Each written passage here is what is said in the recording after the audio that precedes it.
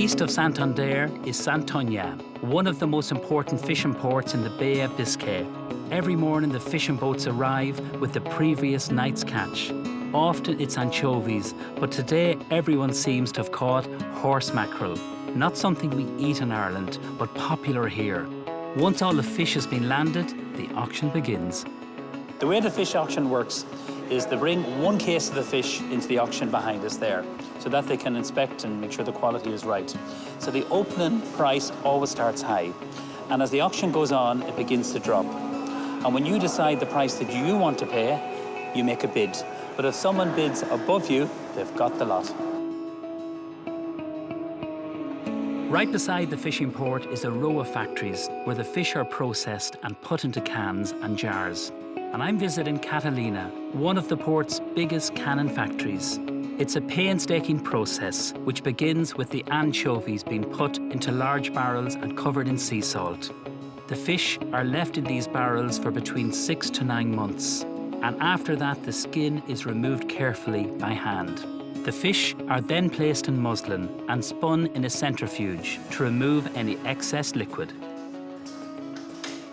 I've seen so many food processes in my time as a chef, and this is something very unique. The attention to detail, the care, the work that happens here is fantastic. The anchovies come in the muslin. With a scissors, they actually trim off the outer fin.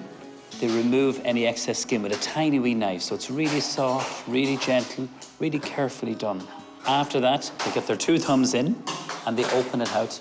And really what they're doing is they're filleting this tiny little fish.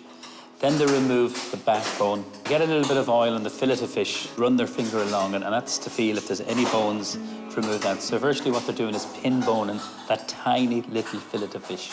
Then with a small knife is just trimmed up so they get the perfect shape.